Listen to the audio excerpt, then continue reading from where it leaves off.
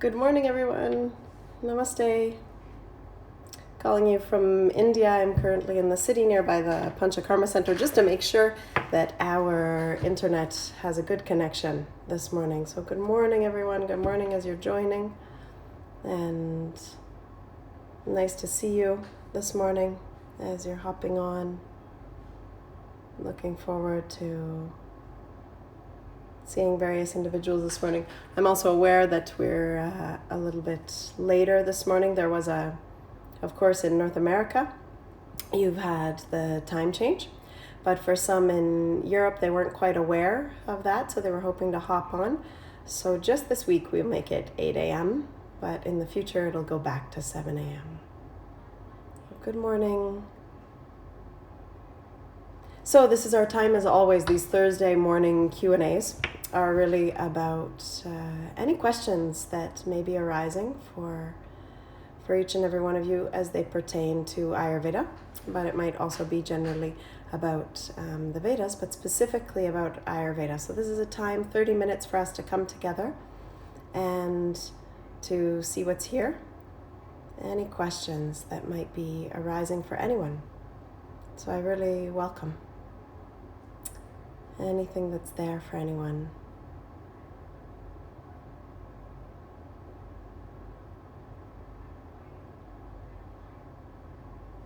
Usually what happens is we sit for a moment or two, and then a whole flood of questions make their way in. So if you have any questions, we can start our time off together.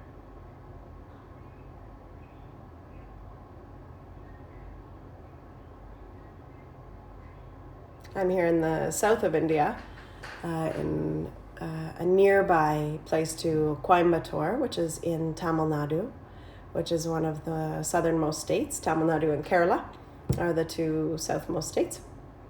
And really enjoying the time here at a beautiful Panchakarma center, Maitri. Maitri is Maitri Vedic village. It's a wonderful, not only Ayurvedic, but Vedic center and ashram where I often take groups as well as myself for treatment and for Panchakarma.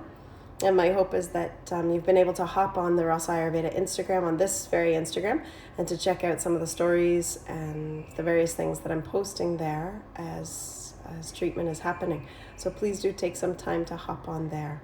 Obviously, I'm currently in a different space. I'm not there because the internet sometimes is a little bit in and out. So I wanted to make sure that we had great internet today. So this is not exactly the space that my room or the Panchakarma is usually in. So I'm seeing a question. Kimberly's asking, does Ayurveda say anything about hair growth on the face, chin, breasts of women, or excess hair growth in general? Absolutely. I mean, we look at hair and the way in which hair presents itself, both on our heads, but also on the bodies, and the relationship to Prakriti, so to one's constitution, but also to Vikruti, so what might be currently happening, or any kind of vitiation, any kind of imbalance.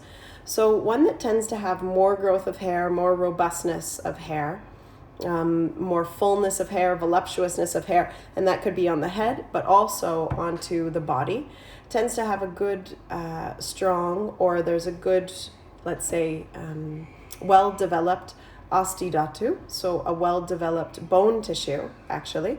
And this is often seen as well in kapha dosha predominant individuals. So their hair will be quite thick, quite lustrous. So I'm not necessarily pointing to my own hair because it has a little bit of this, but not like some. And so a real fullness to hair. But this may also be that it will express itself into hair onto the rest of the body. So that's one thing that could be occurring. But also in pathologies, so pathologies such as PCOS. So in such pathologies, we might be seeing that there will be extra hair growth because of the hormonal effects of that. And so the hormonal effects, which are a combination of pitta and kapha, imbalances in the structure, may be leading to facial hair or hair in irregular places, especially for women. So this is some, excess hair growth. And in the same light, when we talk about the loss of hair, I often get questions about people having hair fall. So hair is starting to be lost, or generally losing hair, balding, all of those kinds of things. So that can also be seen as a weakness in osteodhatu, a weakness in the bone tissue, so the tissue of bone, because the byproduct of the bone tissue is the hair, the nails, the teeth. We can see the relationship into all of those. So if those are weak, then we see that something might be happening also into the bones. And so what that might be is with depletion, there's often an entrance of vata dosha. And so if vata dosha has been entering that area and bringing an imbalance, bringing an increase of the air and the space elements, then one might find that actually their hair is affected by that. Also their bones, their teeth, their nails may become weakened, in fact. So there's a lot of different things that can be done, of course, as we know, to strengthen the bones. Firstly, we want to make sure that we are able to absorb the minerals, the vitamins such as calcium.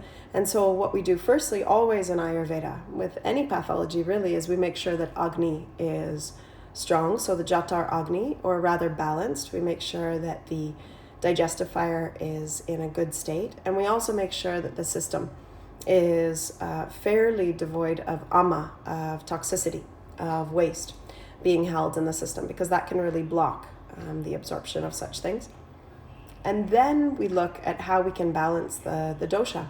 So if vata is generally being increased, whether it's from lifestyle or diet, we might start to work to decrease that generally in the entirety of one's structure. So for example, if someone has irregularity in their lifestyle or in their diet, or they're eating very light foods or dry foods, rough foods, if in general they're engaged in a lot of scattered activity, or keeping their mind very active, or hopping around in their lives or their lifestyles, all of those things can increase vata. Or if they're doing things to the body that increase vata, like excessive exercise, excessive exercise, or any kind of excessive activity, whether it's mental or physical, then we might ask for a decrease in that, and we'll notice that will also start to pacify vata dosha in general. And then generally at the bones, we might be able to help with that through specific oshadi, through specific medicines. And even at Rasa, I've formulated a potion which is called the Strong Bones Potion. So of course we know things such as weight-bearing exercise are excellent for the bones, as is just generalized movement. And in our diet, we can think of calcium-rich foods, and that used to be in sort of a more parochial view, the idea of taking in calcium through dairy or through milk. But actually today we know that can be received even more so through leafy greens, through some nuts and seeds. All of these may contain a good amount of calcium. So we could be taking those, as well as there are other medicines in Ayurveda. But the Strong Bones formula, the Strong Bones potion that I formulated is a wonderful one that helps to strengthen bones, and in turn can help to strengthen hair, nails, and teeth. Hi Jack, I also see Jack is joining. Welcome everyone who hops on. So that's some idea of if we have increase of hair, whether it's hair on the head or physical hair, or if we have decrease of hair as well. Other questions that are arising? I also recently had a question, and maybe it'll be more for a vlog, in fact, so we'll keep it for that, and just keep your eyes open. I'm very aware in the last couple of days, especially here in India, there has been more and more news about what's happening with coronavirus and how borders are dealing with it in India and also abroad, there in Canada or wherever you may be in the world. And so I'm aware that this might be causing some challenges, and it might be causing some stress for some of you. And just, I would say more than anything, it might be causing mental, emotional stress, in the spread of it, or the seeming spread of coronavirus. And so my hope is that this, in the next coming couple of days, I'm going to hop on and do an entire vlog just on coronavirus. But for now, what I would really like to offer to everyone is to rest. And what I mean by that is not just to physically rest, but also to rest outside of the collective consciousness of this. There is much more mental hysteria that's being created, and thus that's creating a lack, I would say, of almost mental or discernment-based immunity. And so what's happening is we're becoming hysterical, and that's creating it's creating a lot of waves mentally and physically for a lot of individuals, and it's creating a lot of suffering around the world at present that isn't really in correspondence with the threat of what's happening with this flu. It is a flu, after all. So we'll discuss that more independently when we have more time on a separate vlog. But for now, I would really like to welcome all of you to rest. Rest out of constantly searching media sources. Take time to rest. Take time to just really, really allow your immune system and your mind to get a bit of respite from the incessancy of all the messaging around this today. Okay, other questions that are arising for this morning? Absolutely. So Varsha is offering that rasayanas are very useful for boosting immunity. So rasayana herbs are herbs like we may know in the Western world that we may call adaptogens. And so adaptogenic herbs, rasayanas, are rejuvenative herbs. So everything from ashwagandha to maca to, maca is more of a Western herb that we may use. Shatavari is a wonderful one as well. Some of the super shrooms, some of the super mushrooms that we use in the blends at Rasa Ayurveda are also excellent as adaptogenic herbs that help to boost the system. And there are so many various rasayanas, adaptogenic herbs, that you may decide to take in your own life at this time to just really make sure that you are sort of resplendent with, you're really full with vigor and vitality. Because ultimately immunity is about the soil, not the seed. And what I mean by that is that the soil of our system is simply not fertile for certain seeds. And so those seeds may be, trying to plant within us, but there's no fertility that's available to them or for them. So I really welcome you as much as you can and invite you to take this time for rasayana, for rejuvenation. And that happens with rest, but it can also happen by taking adaptogenic herbs and taking warm, nourishing, really grounding foods as well. Shilajit, Shilajit is also an excellent one. Some of you may not have been heard of these before, but I'm always so grateful for those of you who are more from Oshadi, more from the herbal medicine of India. So absolutely, Shilajit is a very powerful rasayana. Will Triphala help? So our dear friends at Sukham Restaurant, beautiful friends who are currently opening a wonderful, very grace-filled restaurant in Hamilton, Ontario, and with which Rasa has a partnership. So we'll be having a store in a store in their location. So they've hopped on and they're asking if Triphala will help. So Triphala is excellent in what I was saying before, as far as making sure that our Agni, our Jata, our Agni, our digestion helps, or rather that it helps to balance the digestion, to bring it into sama, so to bring it into evenness, which will always help with immunity. And Triphala will also help to cleanse any ama out of the system, so it really helps as a purifier. Digestively, but also in the eliminatory system.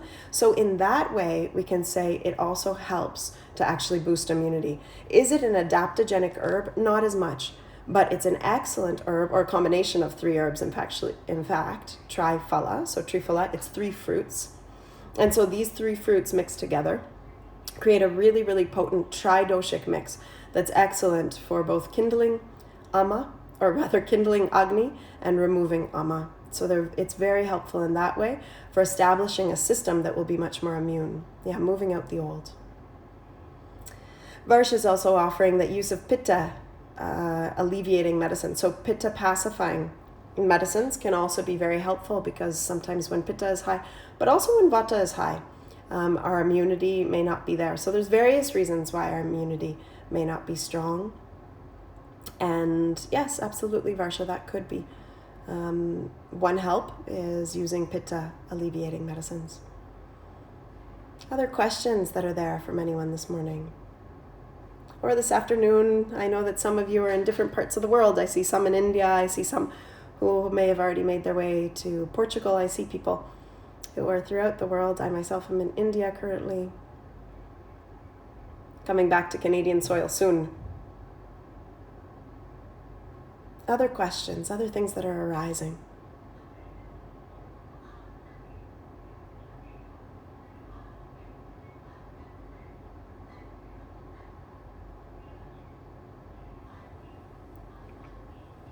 I need to hear from you, as this is our Q&A time, and I love to keep it as such. So there's so many things that I could speak to, but I really love that these mornings are about you coming forward with any questions that really apply to your own lives. So anything that's arising from your own life, and that's really been the intention of our Q&A times, is that it would be anything that's really applicable for you. Anything that you feel would be helpful for you. Oh, thank you so much, Varsha. Thank you.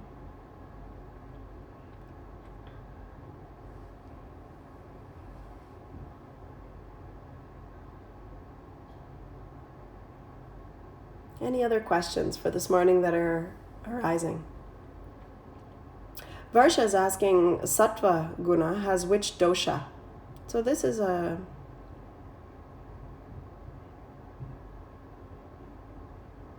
Okay, so Sattva guna, for those of you who are unaware, the gunas are the qualities. So these gunas, these qualities, can be found in all of life. We call those the mahagunas, the great gunas, or the great qualities. Those can be seen in all of Prakriti. They can be seen in all of nature, that there are certain qualities that play through life. And the three primary gunas that we speak to are sattva, rajas, and tamas. So sattva, rajas, and tamas. Sattva is the quality of balance. It's more of balance, of purity, of harmony. Rajas is more the quality of stimulation, of agitation. And tamas is the quality more of inertia. So these three qualities we can see playing out constantly in life. And actually, in the Vedic tradition, there are three, the trinity, or the trilogy, we could say, but really the trinity of gods relate to these. And so some of you have heard of this, and for others of you this may be new, that these three gods that are in all of creation are known to be Brahma, Vishnu, and Shiva. And so Brahma is the creative force, the creative impulse that allows anything to come into being. Vishnu is the force of preservation, of sustenance, that allows all to stay in continuity, to be sustained. And then thirdly, we have Shiva, which Shiva is the force of destruction, which allows things to fall away, to empty out, to be destroyed, and then to be reborn, in fact. So these three really correspond to the three qualities as well. And we can say that the quality of rajas, of agitation, of stimulation, is like Brahma, is like creation. It requires an agitation, a certain burst of movement for there to be creation. Exactly, we could say the generator. Something needs to happen there. So there's this movement, this agitation, and that's required. And so we all see times in our life when rajas is required, when it's required for us to be stimulated, a little bit more active, for there to be a little agitative, generative movement. Now, if we were to live by that all the time, we would feel very, very, what? We would feel agitated. All the time we would feel on high. And so oftentimes we'll say that rajas is a little bit more related to Brahma and to Pitta dosha. But it's not always, we can't make these generalizations. But that a Pitta Prakriti individual may have more propensity to be a little more rajasic, to be a little bit more stimulated in their movement in life and also in their minds. Then when we talk about Vishnu, the preserver, the sustainer of life, so the one who sustains and operates life, then what we're looking at is we're really looking at Sattva guna. And so Sattva guna is that purity, that balance, that harmony. So the one that sustains needs to be one that's at balance, at harmony as well. And so Sattva, when you're asking this question, Varsha, tends to be, but it really, to have that sustenance, we can have any dosha, but it's more prevalent kapha dosha. Because kapha is this sort of longevity, the capacity to stay, to withstand. There's something in that. And kapha dosha is really revered also in Ayurveda for its capacity to create stability sustenance and stability. So we could say that Kapha dosha has more tendency sometimes, but it's really, it depends. So we can't necessarily say it in these ways. It's a little bit difficult for us to correlate each one of the gunas with one of the doshas. Because then we also have tamas. And tamas is the force of inertia. And so we could say, in fact, that the force of inertia, or of Shiva, which is more the destroyer, could be more kaphic because it's more earth, it's more drawing down. Whereas we could say that sattva, that preservation, could maybe be more vata. So it depends on the way in which we look at it, actually, when you're asking the dosha and the relationship between the guna. But I think what's really important for us to recognize is these gunas in general. In general, it's always suggested in the Vedic tradition that we cultivate, as much as possible, sattva guna, that we cultivate more harmony in our lives, so that sustenance, so that this maintenance, so that the Vishnu energy is really even, so that we have longevity on every level, whether it's physical, emotional, mental, spiritual, that there's longevity. And so sattva guna can be cultivated by eating more sattvic foods, clean, pure, balanced, harmonized foods, by living in more sattvic environments, sattvic nature, sattvic air, sattvic waters. All of those things can bring much more balance. And by also ingesting through the five senses more sattvic impressions. And so watching things, listening to things, engaging in things, being touched by things, also eating, as I just mentioned, things that are going to be more sattvic, that are going to be more pure, more harmonized, and more balanced. So in general, I think it's a beautiful question around the doshas and their relationship, because each one of the doshas can actually relate to these gunas. You can have a kapha individual who's more sattvic, but you can also have a pitta or vata individual who's more sattvic, and vice versa. So you can have a kapha individual who is more tamasic, or a vata or pitta person who's more tamasic. So it's more looking at these gunas and saying it's really, really for each one of us. It can be a beautiful exploration to see how these gunas are moving in our bodies and also our minds, and what that's creating as far as swasta, as far as healthfulness, or maybe the opposite, a lack of ease, dis-ease in our lives.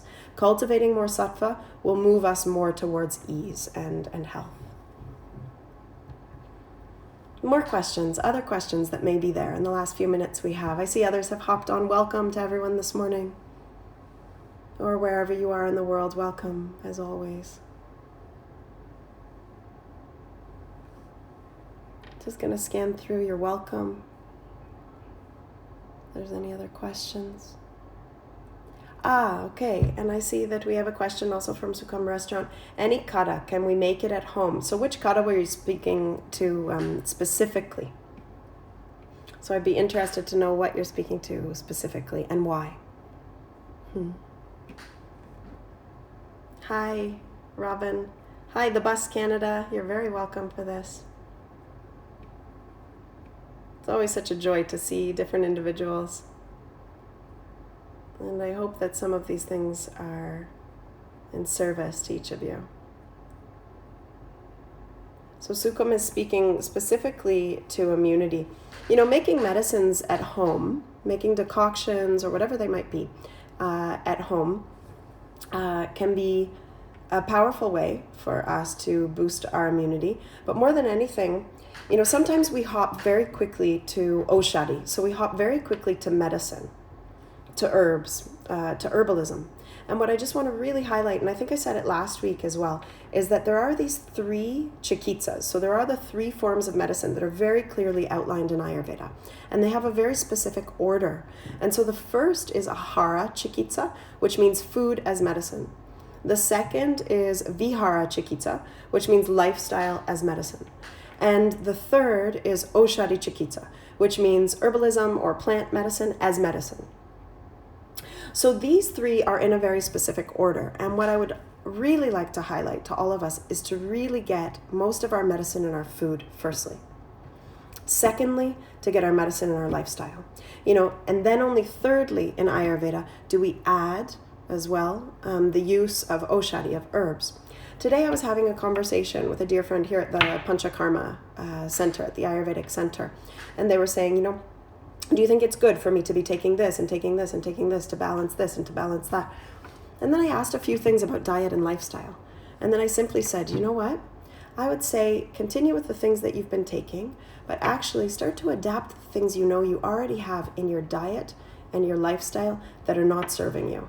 And it's what I mentioned last week. From an allopathic framework, which is what a lot of us have been conditioned into, rather than us changing the primary places in our lives that are creating disease, what we do instead is we try to sort of top over them.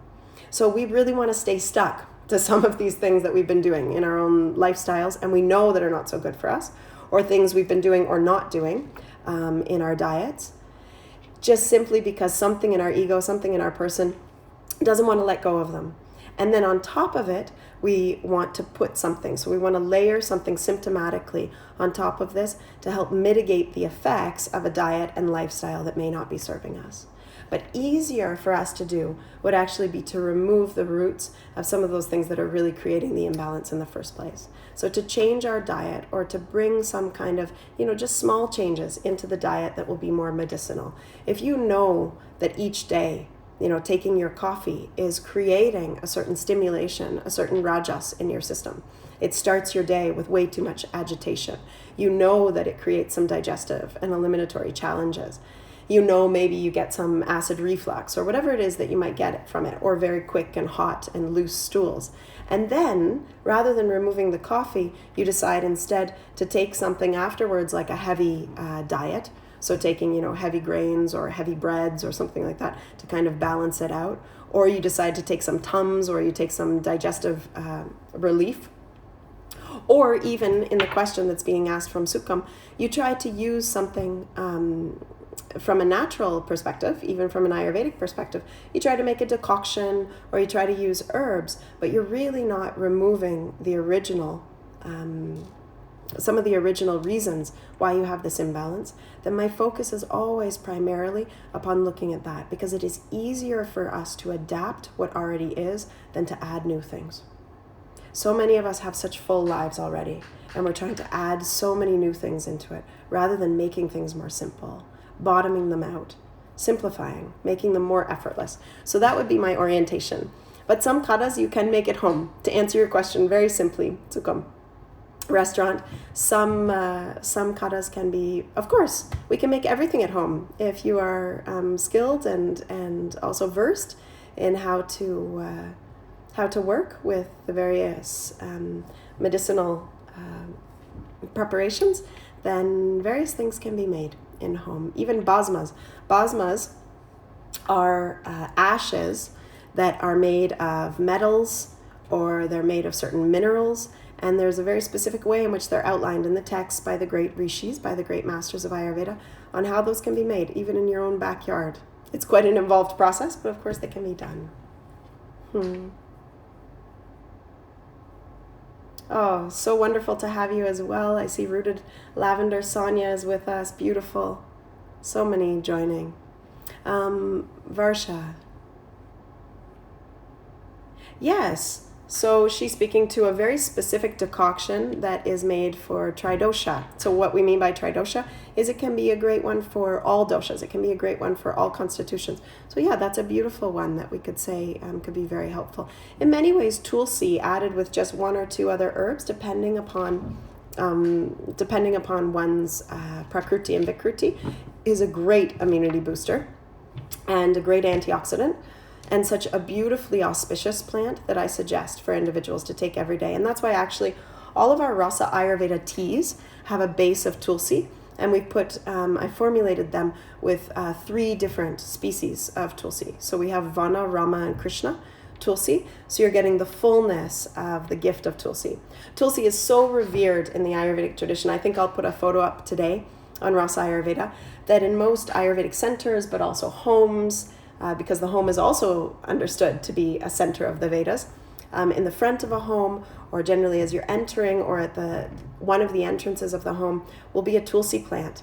And the oldest child or the woman of the home will water the tulsi plant and even come to it with a tulsi mantra, a mantra of reverence and of honoring in the morning to life and to the medicine of life, and to ask that space be filled with that medicine before the day begins. Yes, it's excellent also as a rasayana. Giloy, yep. Beautiful. So Tulsi is a wonderful one, and it's one for those of you who are more in the Western world, whether that's Western Europe or North America, who are looking for immunoboosters. It's one that's more easily accessible. Also in our countries, Tulsi has become more available. Any last questions? We're a couple minutes over our time, but those of you who are getting acquainted with me know that things are a bit timeless when we start moving and speaking about the gift of Ayurveda. So any final questions that are there? I'll just check if there's anything that I'm missing.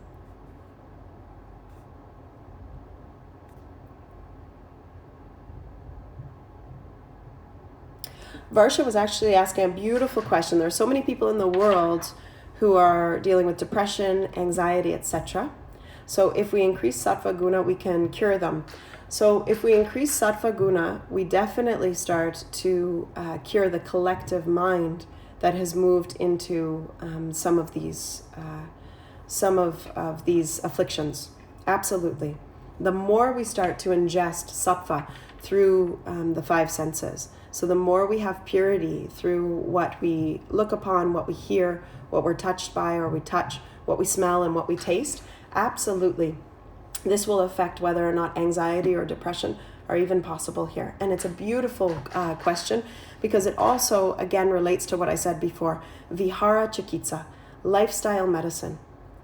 So often we medicate and we think these things are finite and or let's say we think they're fixed. Let's say it in that way. We think that these are fixed states in one system.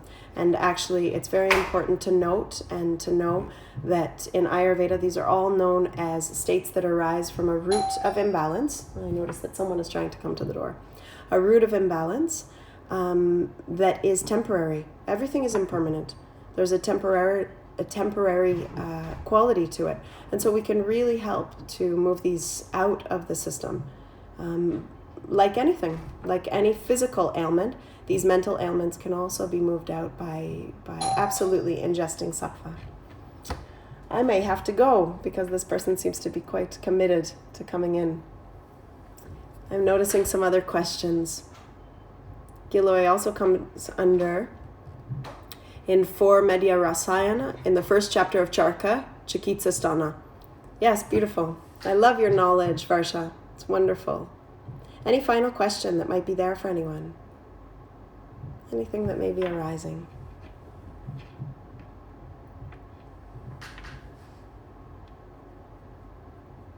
Oh, you're so welcome, Robin. Thank you for saying that.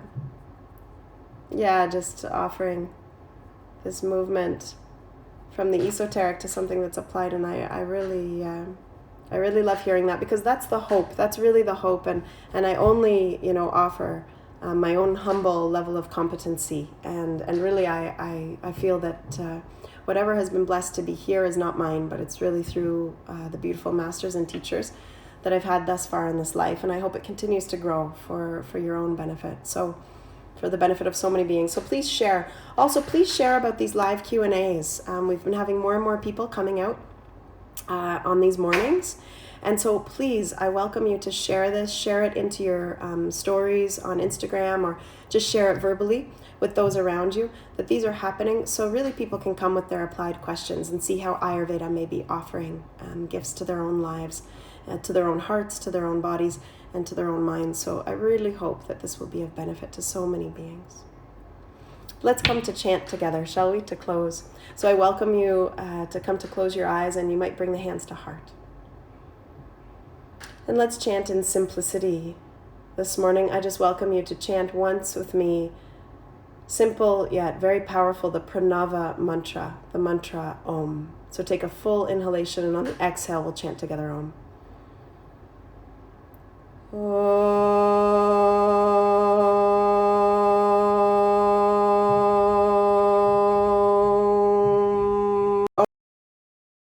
So much we pause the video. Much love to each and every one of you. I hope you have a beautiful week. I hope you really take that invitation to rest out of some of the collective hysteria that's happening right now, and just take a time to space from that. May we all pause so that we can truly come to collect ourselves and recognize that peace is here even now. May there be even more peace for every being on this earth at this time who may be going through challenges, whether it's related to this virus or it's related to any suffering, any pain that one may have in their lives. May all beings truly be free. This is the hope of the Vedic tradition, and really the hope of each and every one of our own hearts and the goodness that lives in all of us. So may that be our final prayer together this morning. Namaste to each of you, and we'll see each other again this upcoming next week at the same time. Actually, let me remind you, at 7 a.m. EST will be our live Q&As. And I think next week we will hop to 1 hour, so we'll have 1 hour together each week because these seem to be growing. So deeply thankful for your questions, and I hope that this has been of service to some of you today. Okay, namaste everyone. Bye.